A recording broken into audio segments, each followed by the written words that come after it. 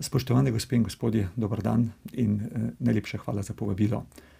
Zelo sem ga bil vesel in čeprav ne morem prisostvovati osebno, upam, da bom vsaj na tale okolju prijazen način prispeval k uspehu vaše konference. Danes želim govoriti o globalnih izzivih in krožnem gospodarstvu. Ključni problem, s katerim se soočamo, pravzaprav lahko ponazorimo na eni prosojnici. Tule imate na horizontalni osi Human Development Index, človeški indeks razvoja. Skratka, čim bolj desno se nahajate, tem bolj kvalitetno je vaše življenje. Na vertikalni osi je indeks ekološkega footprinta. Skratka, čim višje se nahajate v tem prostoru, tem večji je vaš ekološki footprint, kar je seveda slabo. Točke, ki jih imate znotraj grafikona, so države in te, ki so zaokrožene z rdečo, so države Evropske unije. Seveda je povsem normalno, da se države Evropske unije nahajajo na desnem robu, zaradi tega, ker v tem delu so seveda države, kjer ljudje živijo dobro, in tudi normalno je, da se nahajajo relativno visoko, ker je naš ekološki footprint prevelik. V temle spodnjem desnem kvadrantu se nahajajo vse države, kjer ljudje živijo dobro, v okviru okoljskih možnosti. Kot vidite, se trenutno v tem spodnjem kvadrantu ne nahaja niti ena država.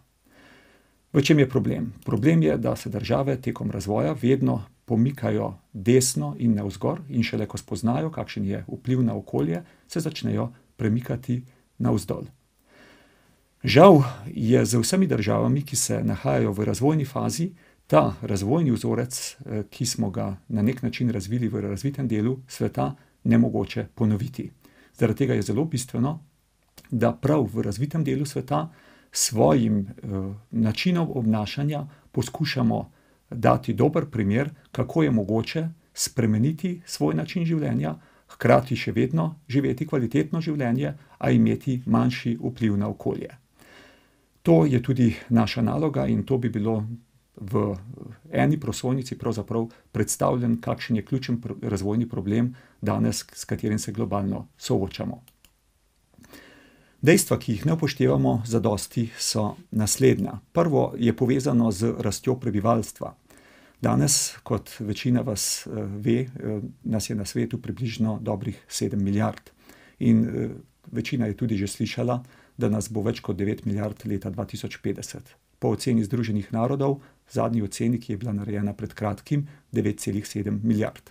Nekako smo se že navadili na te številke, vendar poskušamo jih prikazati na drugačen način. To pomeni, da se bo prebivalstvo v času ene generacije na planetu povečalo za 2,5 milijarde, kar je za 1 milijardo več, kot je bilo skupno število prebivalstva na začetku 20. stoletja. Takrat je bilo 1,5 milijarde. Skratka, samo v eni generaciji. To pomeni tudi 83 milijonov prebivalcev letno, kar je več, kot je skupno prebivalstvo Nemčije. V 4 letih priraste za prebivalstvo Združenih držav Amerike. Ali če želite za Slovenijo v 9 dneh in 6 urah. Raste, in to zelo hitro, tudi potrošnja na prebivalca globalno, predvsem v tistih državah, seveda, ki so na nizki stopnji razvoja. To je dober proces, vendar ocenjuje se, da bo do leta 2030 iz revščine prišlo v srednji potrošni razred približno 3 milijarde prebivalcev, kar bo seveda pomenil velik pritisk na različne vire. Viri pa, kot veste, so omejeni: sveža voda, oceani, zemlja, čist zrak, surovine, biotska raznovrstnost, ekosistemi, goriva, in že danes je 60% ekosistemov degradiranih ali pa jih uporabljamo na netrajnosten način. Skratka, sklep je preprost: spremeniti je treba način proizvodnje in potrošnje, ker v nasprotnem primeru bomo naleteli na ovire, razvojne ovire, ki bodo praktično nepremostljive. Ko govorimo o trajnostnem gospodarstvu, krožnem gospodarstvu, zelenem gospodarstvu, o učinkovitem ravnanju z viri, o čem v resnici govorimo? Govorimo o potrebi, da spremenimo vzorce našega obnašanja, da spremenimo način, kako proizvajamo in kako trošimo. Trajnost je seveda kategorija, ki je tako ekonomska, socialna kot okoljska, čeprav jo večinoma povezujemo s okoljem. Vendar primer netrajnostnega obnašanja na področju ekonomije je prav zadnja finančna kriza. Primer socialnega področja je razdelitev premoženja. Oxfam je objavil pred koncem leta poročilo, v katerem je bilo ugotovljeno, da bo v letošnjem letu 1% prebivalstva imel v rokah več premoženja kot preostalih 99. To seveda ni trajnostno. In tudi okoljskih primerov netrajnosti je kopica. Od podnebnih sprememb do izginjanja biotske raznovrstnosti in tako naprej. Veda, ki ji tudi sam pripadam, to je ekonomska stroka, je na nek način v zanikanju realnosti, tudi v zanikanju izzivov, s katerimi se danes soočamo, kot da na nek način zanika pravzaprav fizikalne zakone. Zato bo tudi na nas, ekonomistih, v prihodnje precej nalog, da bomo na nek način ekonomsko stroko ponovno vzpostavili vštric z tistimi izzivi, s katerimi se soočamo. No, ni jih veliko, ki bi jih pravzaprav zanimali razlogi, ki sem vam jih predstavil. Večino pravzaprav zanimajo ekonomski razlogi za spremembe in ekonomski učinki sprememb, predvsem ko govorite z tistimi, ki delajo v politiki. Vendar tudi ekonomski razlogi za spremembe so po mojem prepričanju zadostni, da se odločimo zanje. Poglejmo si 4, ki predvsem v Evropski uniji veljajo in so prepričljivi. Najprej, gospodarski model, ki smo ga v Evropi razvili, neučinkovito ravna z viri, na nek način imamo uklenjeno proizvodno strukturo, infrastrukturo, proizvodne modele in vse to seveda priča o tem, da je nujno storiti korak naprej, korak proti trajnosti. Drugič, če se pogledamo trende gibanja cen virov in cenovna nihanja, s katerimi se soočamo v zadnjem času, potem je slika zelo zanimiva. Tole je trend gibanja cen virov v 20. stoletju. Kot vidite, je bil povprečni indeks cen virov padajoč, še posebej je bilo to izrazito v zadnjih 30 letih. Močno se je to spremenilo konec prejšnjega stoletja oziroma v začetku tega stoletja in govorimo o tako imenovanem učinku hokejske palice. Res je, da v zadnjem letu, 2 ponovno prihaja do padca cen različnih vrst virov, a ocenjuje se, da je ta padec začasen in da se bo trend, ki smo mu priča od zadnjih let 20. stoletja, da se bo ta trend tudi v 21. stoletju nadaljeval. Tretji razlog je povezan že z današnjo stroškovno strukturo v podjetjih. Imam podatke, ki sem jih pridobil od Agencije za učinkovitost virov nemške industrije, nanašajo se na leto 2011 in že v tem letu je bilo za material potrošeno v podjetjih približno 47% vsega denarja. Skratka, stroški so bili 47% za različne vire. Za delo 18%. In če bi temu dodali še pogodbeno delo, 2%, bi dobili skupaj 20%. Za energijo, kjer veliko govorimo o energetski učinkovitosti in potrebi po izboljševanju, denimo gresta v povprečju samo 2% stroškov. Še bolj zanimivo je, če se pogledate trend v zadnjih 20 letih. Delež stroškov virov se je iz 37 povečal na 47 in delež stroškov dela je iz 27 padel na 17. Medtem ko so stroški energije konstantni in zajemajo približno 2% v celotnem obdobju. S tem tudi približno ne želim reči, da stroški energije niso pomembni, predvsem so pomembni seveda za gospodinjstva, pomembni so tudi za tiste sektorje, ki so energetsko učinkoviti, a to so preprosto dejstva, ki govorijo o tem, da so stroški virov tisti del stroškov, ki je najpomembnejši za podjetje. Zadnji razlog, četrti razlog je, da smo v Evropski uniji v veliki meri uvozno odvisni od uvoza številnih virov, predvsem redkih kovin, vsega tistega, kar danes vgrajujemo v visoke tehnološke proizvode. In če torej upoštevate vse te 4 razloge, ki sem jih naštel, potem je priti do sklepa, da je proizvajati na drugačen način, proizvajati z večjo učinkovitostjo virov, proizvajati tako, da porabimo manj vode, da porabimo manj energije, da proizvajamo proizvode, ki bodo imeli daljšo življenjsko dobo, ki bodo obnovljivi, in tako naprej, je povsem ekonomsko logično. In zato sem prepričan, da je ta model in ta način razmišljanja prepričljiv, tudi če zanemarite v nekem trenutku okoljske in pa socialne vidike, ki so zanesljivo ugodni. No, eden od odgovorov, ki se danes vse bolj uveljavlja, je povezan s tako imenovanim konceptom krožnega gospodarstva. Tule pred seboj imate metulja, ki ga je izdelala fundacija Ellen MacArthur. Na tej levi strani imate biološke materiale, na desni strani imate tehnične materiale. Za to levo stran velja, da je na nek način bolj naraven postopek krožnega gospodarstva, zato ker je povezan z naravo, ki je sama po sebi zasnovana krožno. Na tej desni strani pa gre seveda za procese, za proizvodne procese, ki niso toliko naravno krožno zasnovani. Skratka, najprej vzdrževanje, potem ponovna uporaba, obnovitev, recikliranje, skratka tudi ta del je izjemno pomemben sestavni del koncepta krožnega gospodarstva.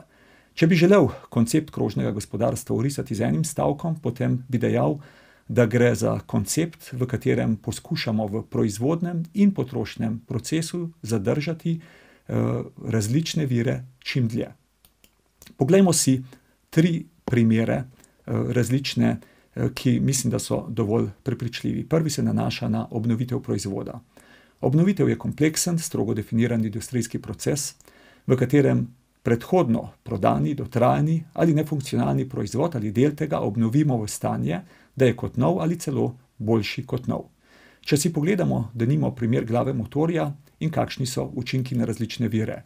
Emisije toplogrednih plinov so manjše za 50% ob obnovitvi v primerjavi z izdelavo novega. Poraba vode 90% manjša, poraba energije 80%, poraba materiala 99% in odloženih odpadkov seveda praktično ni. Danes se tovrstni procesi že močno uporabljajo, recimo sam sem bil prisoten pri predstavitvi Caterpillarja in nekaterih avtomobilskih tovarn in včasih že pravzaprav ne veste, ali je motor, ki je v vašem avtu, ali motor, ki je v kakšnem delovnem stroju, ali je njegova glava motorja obnovljena, ali je nov. Je pa vsekakor to izjemno učinkovito, tako stroškovno, kot seveda tudi iz vidika varovanja narave. Drugi primer je povezan z mobilnim telefonom, našim žepnim sopotnikom. Zlatoporočni prstan lahko naredite tako, da izkopljete 10 ton zlate rude in seveda jo predelate in naredite iz tega zlat prstan, ali pa da reciklirate 10 kilogramov mobilnih telefonov. Vendar v Evropski uniji danes recikliramo manj kot 10% vseh mobilnih telefonov, kar pomeni, da obleži v predalih več kot 100 milijonov mobilnih telefonov in če vas ta podatek preseneča, se vprašajte, koliko teh je v vaših domačih predalih. To bi pomenilo na evropski ravni 2,4 tone zlata, 25 ton srebra, 1 tono paladija in 900 ton bakra. Ali pa tretji primer, ki je še posebej prepričljiv. Avto je bil seveda narejen zato, da bi nas iz točke A v točko B prepeljal poceni, učinkovito in varno.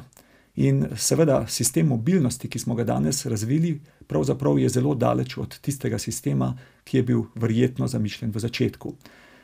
Motor z notranjim izgorevanjem je zelo neučinkovit. 86% goriva, ki ga natočimo v tank, v bistvu nikoli ne doseže koles. In pravzaprav je samo 1% goriva namenjeno temu, da premika dejansko ljudi po cesti. In tudi, če bi spremenili ta sistem, skratka, če bi šli ne v motor z notranjim izgorevanjem, ampak v kakšne druge, bolj okolju prijazne načine, kot je denimo električni motor. V tem primeru se še vedno soočate z problemom, da je tipičen evropski avto parkiran danes 92% časa, da smo v gneči ujeti približno 1% časa, da 1,6% časa vožnje iščemo parkirni prostor in samo 5% je dejansko avto vozen. Celo več, povprečen avto v Evropski uniji je seveda 5-sedežni in v njem sta v povprečju 1 do 2 potnika. Če temu dodamo še, da letno smo soočeni z 30 tisoč smrtnimi žrtvami v avtomobilskih nesrečah, da je 4-krat več še tistih, ki so bili v tem ranjeni v avtomobilskih nesrečah in imajo posledice, in da je za 25% tovrstnih nesreč kriv človek, potem vidimo, da je celoten sistem mobilnosti danes resnično neučinkovit. Poznamo rešitve. Pred seboj vidite skico, ki govori o tem, kakšna naj bi bila vizija za sistem mobilnosti v prihodnosti. Ne bom jo v detalje razlagal, ampak denimo avto prihodnosti naj bi bil natisnjen v 3D tehniki, naj bi bil povezan, verjetno brez šoferja. Baterija naj bi bila zelo obstojna, narejen naj bi bil že v začetku, bi bil razmislek narejen dobro o tem, da bi ga bilo enostavno razgraditi, ko mu poteče življenjska doba, obnovljen lokalno, seveda poganjan z okolju prijazno tehnologijo in tako naprej. Na ta način bi verjetno prihranili parkirna mesta, zemljo, ki je v veliki meri v mestih namenjena prav služenju avtomobila, in avto ne bi bilo več nujno, da bi seveda avto, da bi si ga lastili, da bi ga imeli v lasti, ampak bi bila delitev pač tisti način, ki bi postal prevladujoč. Skratka, poznamo te rešitve in mislim, da se vse premika v tej smeri in ni problem, da tudi z aktivno politiko tovrstnih rešitev v praksi ne dosežemo. No, poglejmo si zdajle še povsem na kratko, kako smo vprašanje krožnega gospodarstva poskušali nasloviti v Evropski uniji. Ko sem bil že član Evropske komisije v prejšnjem mandatu, je bil zadnji predlog, ki sem ga v bistvu sprejel, prav predlog, ki se je nanašal na uveljavitev krožnega gospodarstva. Res je, da je ta predlog kasneje obstoječa komisija vsaj nekatere njegove dele umaknila in da zdajle pripravlja nov predlog, ki naj bi bil sprejet nekje decembra v letošnjem letu. Pričakujemo, da bo tudi novi predlog ambiciozen, da bo segal daleč in seveda pričakovanje je nestrpno, predvsem zame, ki sem velik del svojega življenja posvetil razvoju tega koncepta.